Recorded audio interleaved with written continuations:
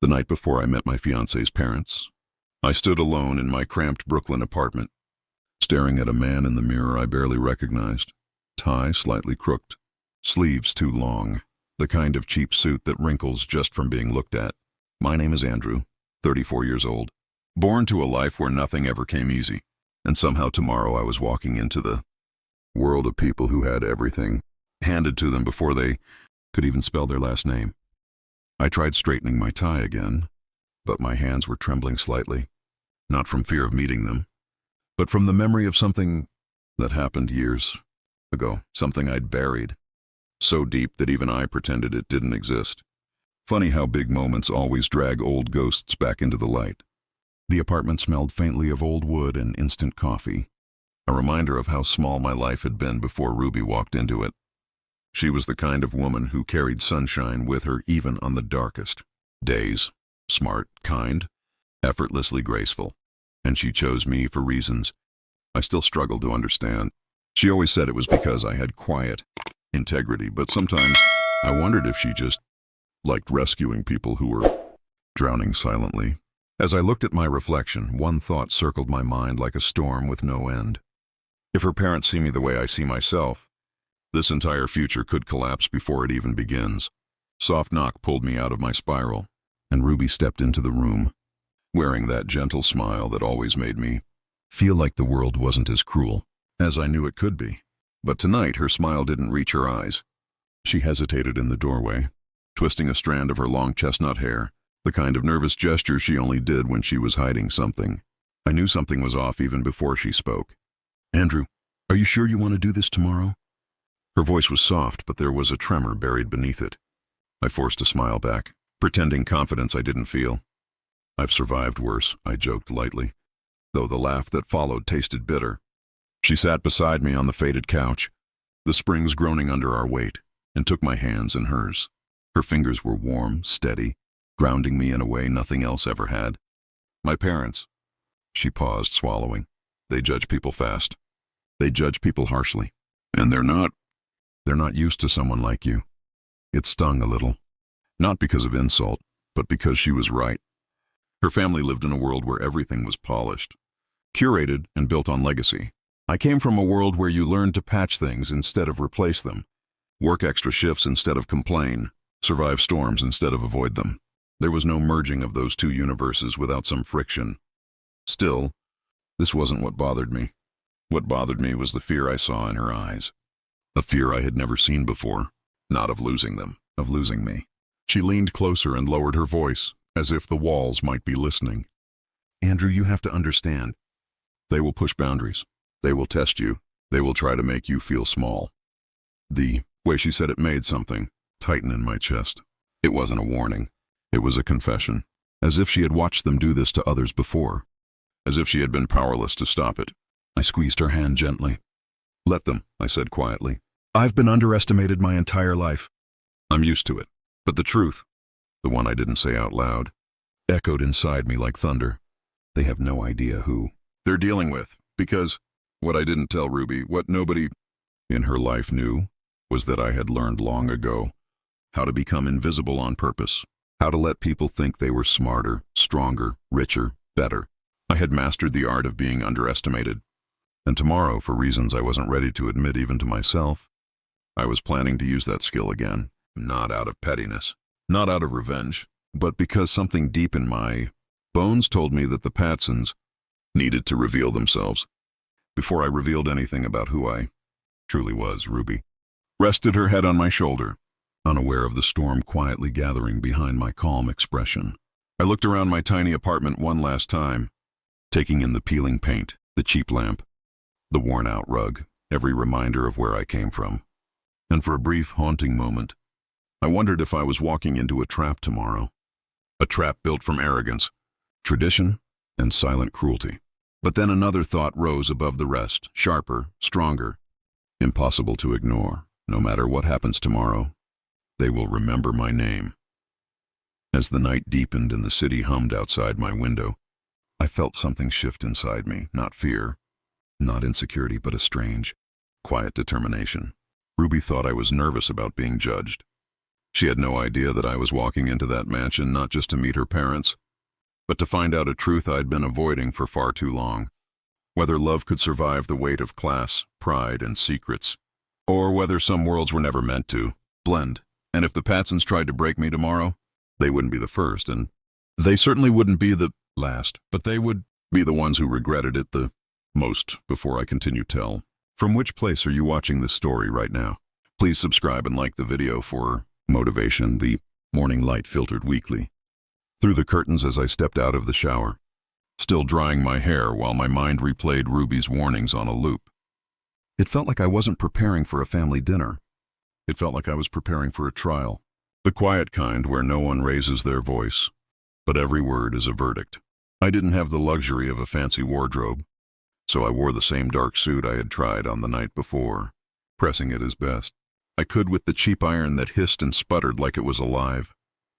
Ruby walked in wearing a soft cream dress, simple yet elegant, and for a second I wondered how someone so warm came from a family so cold.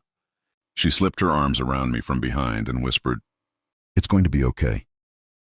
But even her voice carried a note of uncertainty, like she was trying to convince herself more than me. We left the apartment a little after noon. My car, if you could even call it that, was a faded silver sedan that rattled every time it hit a pothole, which in New York meant it rattled every 10 seconds. Ruby held my hand tightly as we drove, but she kept glancing out the window, lost in thoughts she didn't want to share. The city slowly gave way to long highways, open stretches, and manicured landscapes as we got closer to the Hamptons. It always amazed me how driving just 2 hours could take you from scrambled city chaos to calm, curated luxury, as if the world changed its rules. Once you crossed an invisible line, the time we turned onto the private road leading to her parents' estate, my heartbeat had changed rhythm, steady, cold, calculating.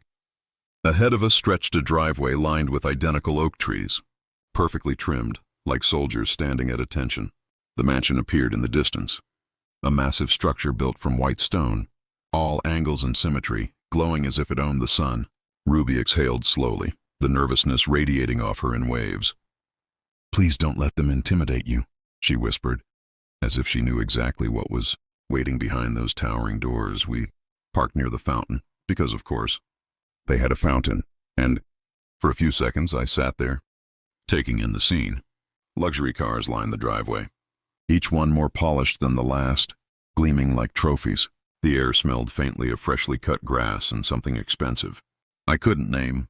Ruby squeezed my hand so tightly it almost hurt, and when I looked at her, her eyes silently pleaded, "Don't take anything personally." That alone told me everything I needed to know. The front doors opened before we even reached the steps, and out stepped Robert and Kennedy Patson.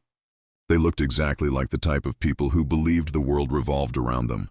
Robert tall and broad-shouldered, hair slicked back, wearing a navy suit so costly it probably had its own insurance policy.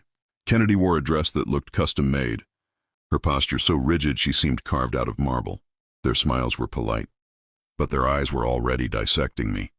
"Andrew," Robert said, offering a handshake that had all the warmth of a brick wall. "Welcome." Kennedy's nod was more of an assessment. "Ruby didn't tell us you would be so traditional in your clothing choices." She said it with a tone that pretended to be sweet, but cut like glass. Ruby tensed beside me, her fingers trembling slightly. I kept my face neutral. "I prefer simplicity," I said calmly. "Helps me focus on what matters."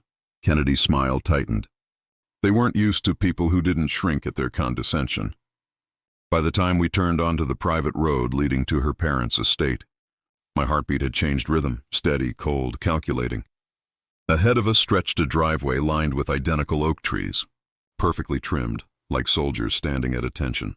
The mansion appeared in the distance, a massive structure built from white stone, all angles and symmetry, glowing as if it owned the sun. Ruby exhaled slowly, the nervousness radiating off her in waves. "Please don't let them intimidate you," she whispered, as if she knew exactly what was waiting behind those towering doors. We parked near the fountain, because of course, they had a fountain, and for a few seconds I sat there, taking in the scene. Luxury cars lined the driveway, each one more polished than the last, gleaming like trophies. The air smelled faintly of freshly cut grass and something expensive I couldn't name. Ruby squeezed my hand so tightly it almost hurt. And when I looked at her, her eyes silently pleaded, "Don't take anything personally." That alone told me everything I needed to know. The front doors opened before we even reached the steps, and out stepped Robert and Kennedy Patson. They looked exactly like the type of people who believed the world revolved around them. Robert tall and broad-shouldered, hair slicked back, wearing a navy suit so costly it probably had its own insurance policy. Kennedy wore a dress that looked custom-made, her posture so rigid she seemed carved out of marble. Their smiles were polite, but their eyes were already dissecting me. "Andrew," Robert said, offering a handshake that had all the warmth of a brick wall. "Welcome." Kennedy's nod was more of an assessment. "Ruby didn't tell us you would be so traditional in your clothing choices." She said it with a tone that pretended to be sweet, but cut like glass. Ruby tensed beside me, her fingers trembling slightly. I kept my face neutral. "I prefer simplicity," I said calmly. "Helps me focus on what matters." Kennedy's smile tightened. They weren't used to people who didn't shrink at their condescension. We stepped into the mansion, and the air changed. Cooler, quieter, so clean it felt sterile. The floors were marble, the ceiling decorated with chandeliers that probably cost more than my yearly income. Every corner looked like it belonged in a magazine spread. But beneath all the beauty, there was something else. A coldness, a sharpness. The kind of atmosphere where every object existed for display, not comfort. Dinner was already set in a room that looked like it had hosted politicians and royalty. The table stretched far beyond what 4 people needed, decorated with silver cutlery, crystal glasses, and plates so delicate I was afraid to touch them. Ruby sat beside me, her hands still clasped around mine under the table, while her parents took their seats across from us like judges, preparing to evaluate a performance. It didn't take long for the questions to start. "So, Andrew," Robert began, swirling his wine casually, "Ruby tells us you're a financial consultant. Small firm, isn't it?" The word small rolled off his tongue like an insult disguised as curiosity. I nodded. "It's not big, but we work hard and do well." Robert chuckled softly. "Hard work is admirable, but influence is something else entirely. In families like ours, influence matters. Legacy matters. Stability matters." He watched my reaction with the precision of a hunter. I gave him none. Kennedy leaned forward, eyes gleaming. "Where are your parents from again?" "Queens," I said simply. "Both office workers?" She exchanged a glance with Robert that said everything. A silent judgment, a silent conclusion. Then came the line I knew was coming. "I see. Quite a difference from Ruby's upbringing, isn't it? We've always believed that marriage works best when 2 families are aligned. A word that meant equal wealth, equal status, equal social value." Ruby stiffened. But before she could speak, I said, "I understand. But I also believe character matters more than background." Kennedy's smile didn't break, but her eyes narrowed again. They were waiting for me to slip, to show insecurity, to get flustered. But I didn't. I remained exactly what they assumed. Modest, polite, unthreatening. Let them believe that. I needed them to, because there was no point revealing anything yet. Not until I understood what game they were playing, and how far they were willing to. Dinner continued with polite cruelty, sprinkled like seasoning. Every question they asked carried implication. Every comment was a test. Every smile was a disguised sneer. And beneath the table, Ruby's hand kept tightening around mine, as if she could feel the storm forming in the air. What they didn't know, what no one in that mansion knew, was that I wasn't the man they thought I was. And very soon, they would realize that underestimating me was the biggest mistake they could make. The dining hall felt colder than it should have, almost as if the house itself disapproved of my presence. The chandeliers glowed above us, but instead of warmth, the light only exposed every crack in the atmosphere, every hidden expectation, every silent judgment that Robert and Kennedy had carried into this evening. I took a small sip of water. My hand didn't tremble, not because I was confident, but because I had learned long ago that fear must never be shown. People like the Patsons fed on it. They mistook discomfort for weakness, humility for inadequacy. So I swallowed my nerves like medicine and lifted my eyes calmly. Ruby kept squeezing my thigh under the table. I could feel her heartbeat through her hand. Rapid, shaky, desperate. Her fears weren't exaggerated. Her parents weren't simply protective. They were gatekeepers of a kingdom, built on decades of privilege. And tonight, they were measuring Me like a piece of livestock up for auction. Robert leaned back in his chair, crossing his arms with the casual arrogance of a man who had never been told. No, Andrew. Tell me, he said, what exactly is your long-term plan? I've seen men like you before. Working hard now. Yes, but eventually hitting a ceiling. My daughter, she's used to a certain lifestyle, a certain standard. How do you plan to support that? He said men like you so casually, as though he were identifying a species. I kept a polite smile. Well, sir, I replied calmly, I may not have a fortune, but I do have discipline. I've built a steady path for myself. I'm not in a rush to impress anyone with money. I don't have. There was a moment, a fleeting one, where I saw something shift in Kennedy's face. Disappointment mixed with triumph. The kind people feel when their prediction is confirmed. She placed her fork down slowly, delicately, as if handling fine glass instead of cold steel. In our world, she said lightly, discipline is admirable, but insufficient. Growth, Andrew, ambition, power. These are the currencies that maintain family legacy. Ruby's jaw tightened, and she stepped in before I could answer. Mom, Dad, Andrew has worked harder than anyone I know. You don't even understand the pressure he's faced. Kennedy waved a hand dismissively. Darling, of course we understand. We just want what's best for you. Stability, a future. Someone who can handle the weight of responsibility. Someone who can elevate, not plateau. She didn't say someone like you, not someone like him. But it hung in the air like smoke. I felt a flicker of emotion, not anger yet, but a simmering awareness of what I was truly up against.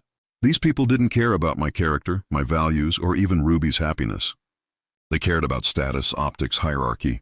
I was being evaluated like an investment, expected to produce returns, but instead of collapsing beneath it, something inside me sharpened. The more they underestimated me, the more leverage I gained.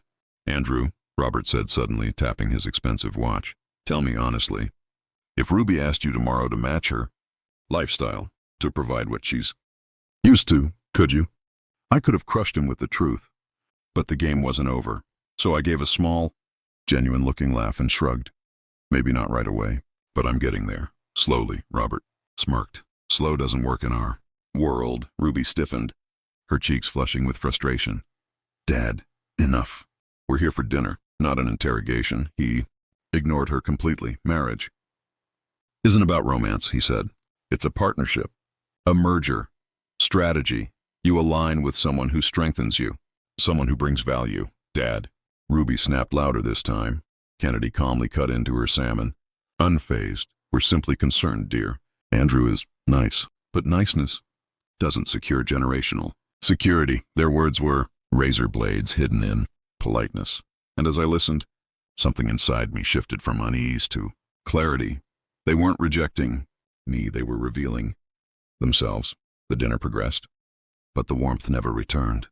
Every topic, career, money, future children, was twisted into a test, a probe, a subtle jab. They wanted to see if I would crack, if I would expose some insecurity, or lash out or crumble under the pressure. But I didn't crack, simply watched them, watched the entitlement, watched the arrogance, watched the way wealth had become a cage they mistook for a throne. And the more they pushed, the more flawlessly my naive, ordinary guy mask fit. After dessert, Robert suddenly stood and cleared his throat. Andrew, would you walk with me for a moment? Outside, Ruby started to protest, but I gently touched her shoulder. It's all right, I whispered. Let's hear what he has to say, because I already knew this wasn't just a walk. It was a test, or maybe it was the beginning of the moment they would regret for the rest of their lives. Followed Robert through the glass doors as the evening breeze swept across the massive backyard pool, shimmering like liquid diamonds. Hedges trimmed into perfect geometric shapes, the entire landscape screaming wealth in a way that no modest man could ever compete with. Robert didn't waste time. I need you to be honest with me. Andrew, he said, turning toward me. His eyes were sharp, calculating. What exactly do you think you're offering my daughter? Because from what I see, you're bringing her down. I stayed silent, letting him talk. And before you say love, people don't build empires on love. They build them on strategy. His tone grew colder. If you truly care about Ruby, you'll step back. Let her be with someone who can give her the life she deserves. A man with status, power, wealth. A man who fits her world. You don't. A long silence stretched between us. Then I exhaled slowly, letting every trace of vulnerability fade from my eyes. Thank you for your honesty, I said quietly. And don't worry. You'll see soon enough exactly what I'm capable of. Robert frowned, confused. What do you mean? I didn't answer, because the game was just beginning. The night air carried that quiet luxury that only the hyper-rich could afford. Soft, still, curated. Even the wind felt like it had been trained not to disturb anything on the Patson estate. But standing beside Robert, with his sharp gaze trained on me like a spotlight, that curated tranquility felt more like surveillance. He expected me to defend myself, to beg, to justify my worth like an applicant begging for a job. But I simply looked at him, letting his words sit between us like a stone he didn't realize he had dropped on his own foot. Explain. Yourself, he said again, irritation tightening his jaw. What did you mean by that? I just offered the smallest, most controlled smile. Nothing to worry about. Sir, I just meant that time shows everything. He didn't like that answer. Not because it was rude, but because it wasn't submissive. Men like Robert Patson couldn't stand ambiguity. They needed clarity, controlled dominance. They demanded immediate obedience, not measured restraint, and my calmness threatened him in ways he didn't yet understand. He straightened his blazer. We're not equals, Andrew, he said quietly. You need to understand that. You're stepping into a world far beyond anything you've known, and without the right background, you'll drown. I nodded, still expressionless. Appreciate your concern. It wasn't the response he wanted before. He could push further. Ruby appeared at the doorway. Dad, what are you doing? She said, voice tight. I told you not to ambush him. Robert turned slowly, irritation now fully visible. Ruby, I'm trying to protect you.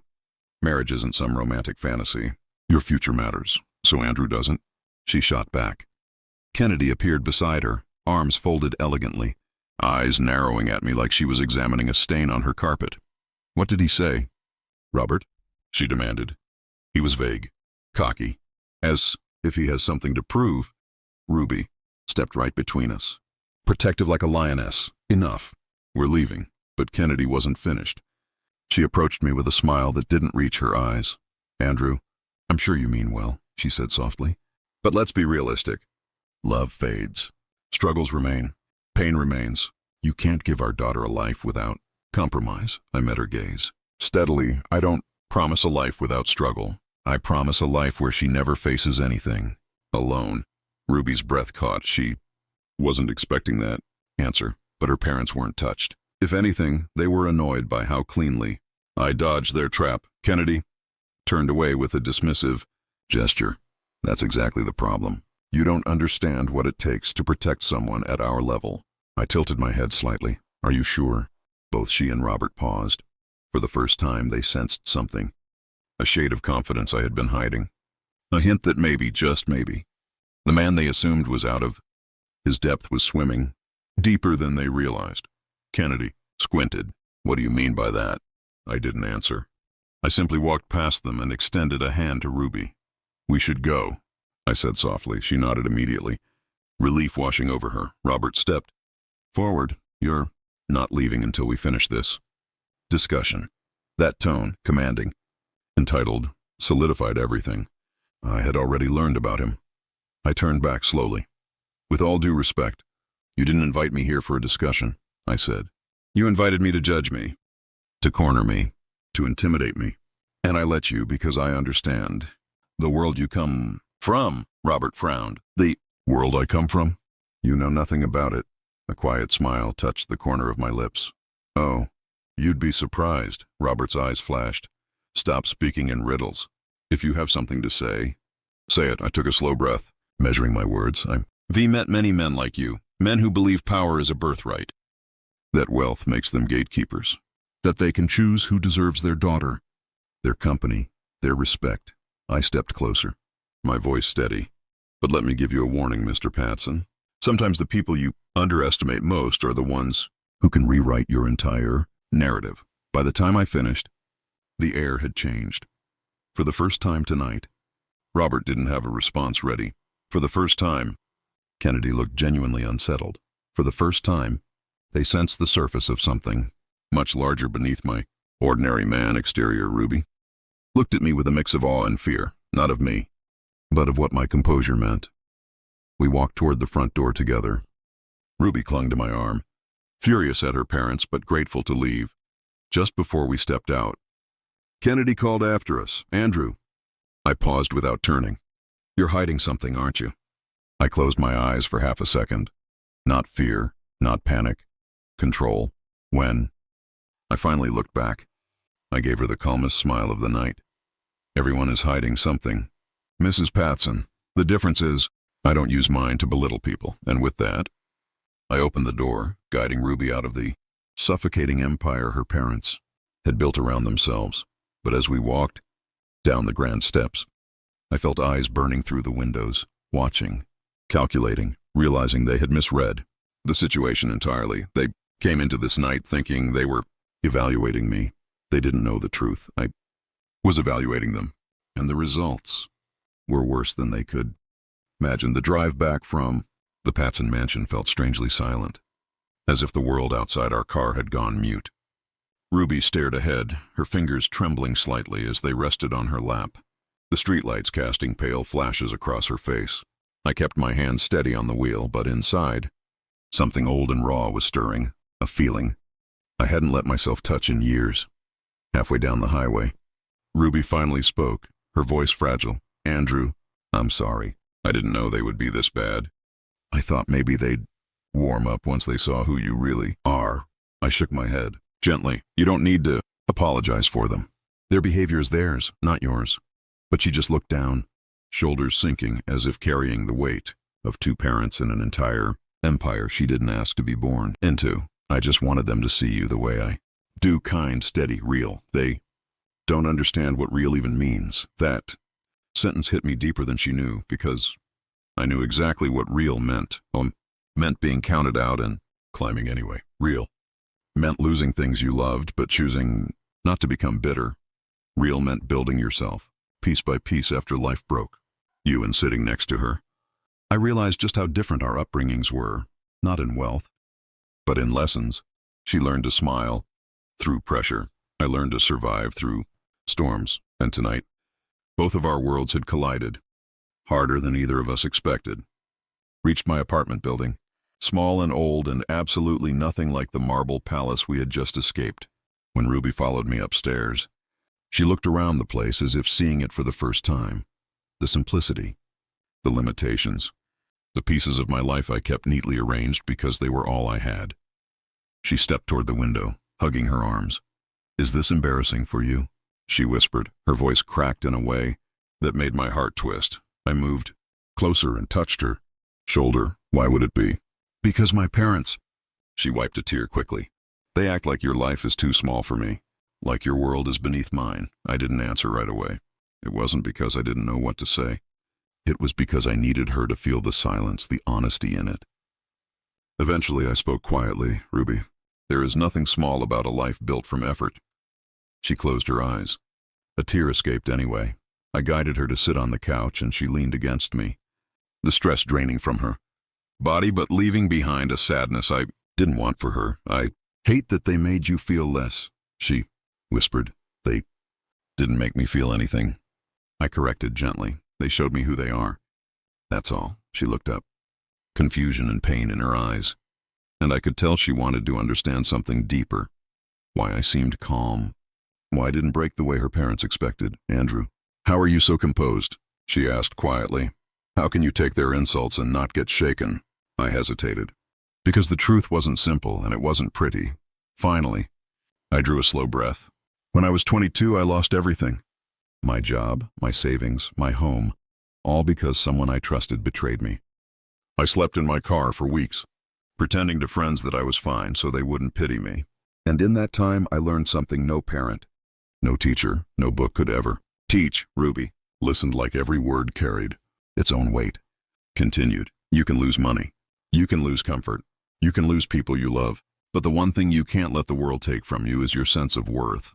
Because the moment you let someone else define your value, you stop being yourself."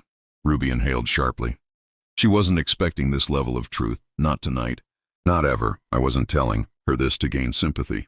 I was telling her because this was the part of me her parents could never break, the part that refused to shrink just because someone wealthy snapped their fingers. She placed her hand over mine. Andrew, why didn't you ever tell me that before? Because my past isn't a burden, I said softly. It's a reminder of how far I've come, of what I survived, of what I won't let happen again. There was a long moment where she didn't speak.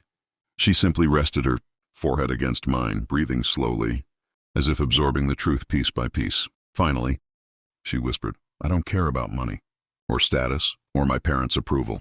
I care about you. I want a life that's real, even if it's harder, not one wrapped in cold luxury. Those words unlocked something in me, something warm and deeply personal. But just as I felt myself soften, Ruby's phone buzzed sharply. She froze. The screen lit up. The caller ID, Kennedy Patson Ruby's. Breath trembled. I don't want to talk to her, she whispered. But the phone kept buzzing, slicing through the room like a blade. I nodded toward it. Answer. Let's hear what they think they need to say. Now she did, and the moment Kennedy's voice came through the speaker, cold and clipped, I could feel the temperature in the room drop. Ruby, your father and I have discussed tonight, she began, and we've come to a decision. A decision, Ruby. Went pale, my jaw tightened. Kennedy continued, will not approve of your marriage to Andrew. He isn't the right match for our family, and we expect you to respect our judgment. For a few seconds, Ruby couldn't breathe, or speak or move, and right then and right in that suffocating silence, something inside me crystallized. Not pride, not anger, purpose, because the Patsons thought they had just delivered a final, devastating blow. They had no idea they had just started a war they couldn't win. Tonight, they made the mistake of every arrogant, entitled person who believes money equals power and that love must bow to wealth. But they didn't know the truth yet. They didn't know who they were dealing with. And in part 6, the balance begins to shift, not with rage, not with revenge, but with truth. And the one thing wealthy families fear more than anything, being wrong about someone they underestimated. Ruby stood frozen with the phone pressed to her ear, Kennedy's voice echoing like a cold verdict inside our small apartment. The silence after her mother's final sentence felt heavier than any insult thrown at dinner. It wasn't anger that washed over Ruby, it was heartbreak. Not because she feared losing her parents' approval, but because she finally understood how conditional their love truly was. I watched her shoulders slowly curl inward, as if she were folding into herself to fend off the blow. When she finally lowered the phone, her eyes met mine with a mixture of betrayal and disbelief. They really meant it, she whispered. They would rather lose me than accept you. I reached out, gently lifting her chin. They're losing the version of you they control, not the real you. Ruby broke, not loudly, not dramatically, but in that quiet, devastating way where tears fall before a person even realizes they're crying. She collapsed against me, trembling, her voice barely audible. All I ever wanted was for them to see the good in you, the good in us.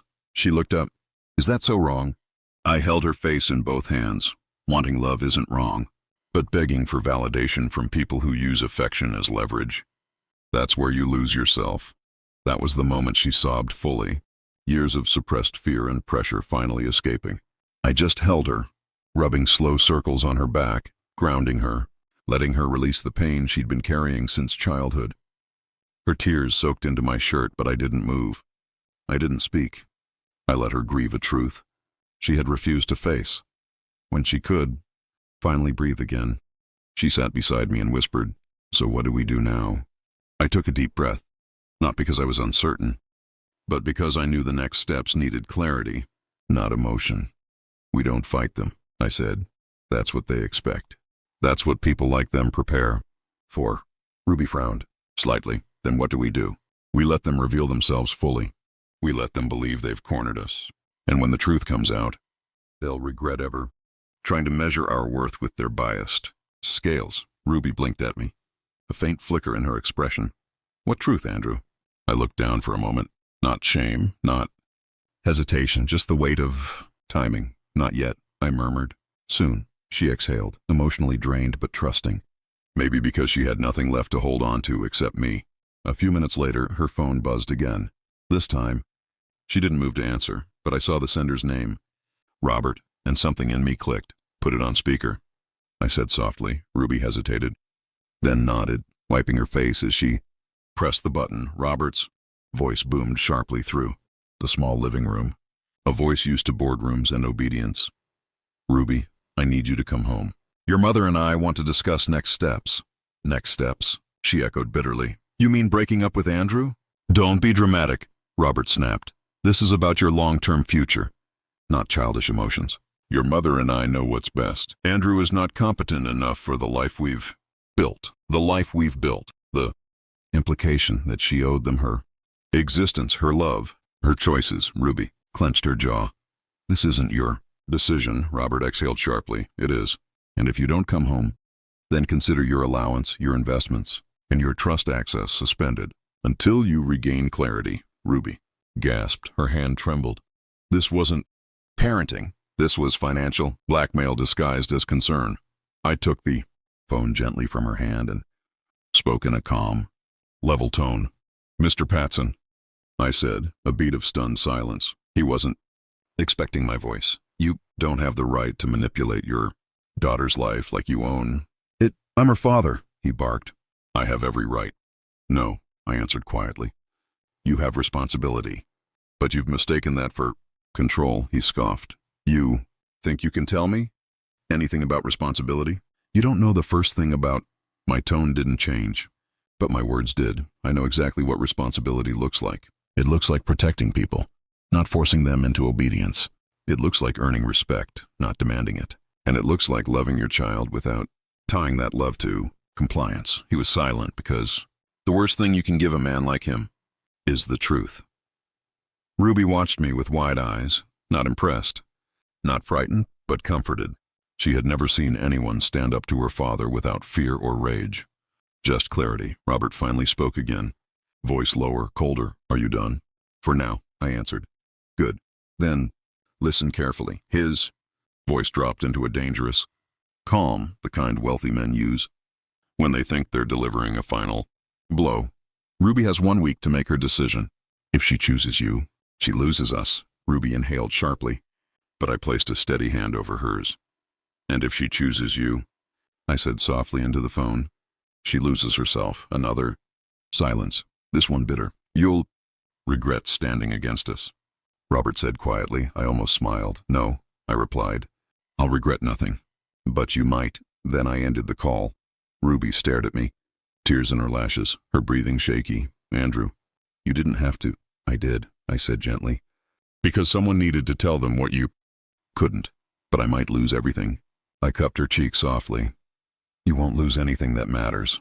She looked into my eyes deeply, searching, afraid, and whispered.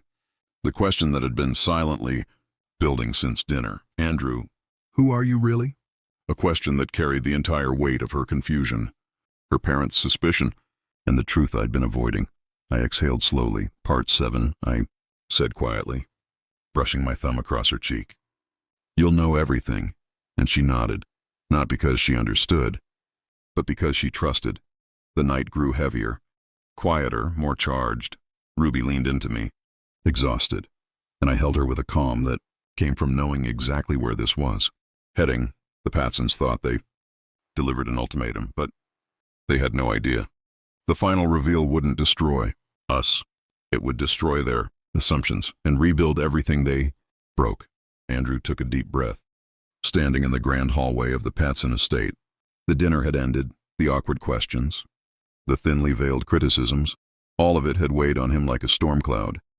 Ruby's parents had expected a nervous, unsure man, someone they could dismiss with a polite smile. But what they hadn't expected was Andrew's quiet confidence, the way he had handled every jab with calm honesty, and the small but deliberate gestures that showed respect without pretending to be someone he wasn't. Richard cleared his throat, breaking the silence. Andrew, I have to admit you've surprised us. His tone was softer now, less rigid, almost human. We thought we knew exactly what we were dealing with, and yet... He trailed off, letting the words hang, heavy with unspoken acknowledgement. Evelyn, standing beside him, nodded slowly, her eyes no longer sharp with judgment, but curious, almost approving. Andrew felt a wave of relief. but he didn't let it show too quickly. He had learned long ago that true respect wasn't demanded, it was earned. "I know I don't come from your world," he said calmly. "I don't have wealth or titles, and I can't promise I'll ever understand all of it. But I do promise this: I will always love Ruby, I will always respect her, and I will always do my best to support her in our future, no matter what challenges come our way." There was a pause. Ruby's parents exchanged glances, and for the first time, Andrew saw something unexpected. Acceptance. Not forced, not superficial, but genuine. Evelyn smiled faintly, the kind of smile that doesn't reach the lips but shines in the eyes. "That's all we needed to hear," she said softly. "Sometimes the most valuable thing a person can offer isn't wealth or status. It's integrity." Richard extended his hand. "Welcome to the family, Andrew." Andrew shook it firmly, a mix of relief and triumph coursing through him. Ruby stepped forward, her eyes glistening with pride and love, and hugged him tightly. In that moment, all the fear, all the doubt, all the late nights of worrying about whether he was enough, they vanished. He realized something vital. Life wasn't about proving himself to everyone else. It was about standing firm in who you were and letting the right people see the real you. The lesson lingered in Andrew's mind long after the evening ended. Authenticity carries a power that wealth and status cannot match. Confidence rooted in honesty and respect leaves a mark far deeper than pretension ever could. As they drove back to Brooklyn that night, Ruby resting her head on his shoulder, Andrew looked out at the city lights, feeling a quiet, unwavering sense of self. He had faced judgment, class, and expectation, and he had won not by pretending, but by being truly himself. Sometimes, the hardest battles are not fought with money, influence, or words, but with integrity, courage, and the quiet strength to stand your ground, even when the world expects you to shrink. And in that truth, Andrew knew he had already won far more than approval. He had won respect, love, and the confidence that he could face anything life threw at him.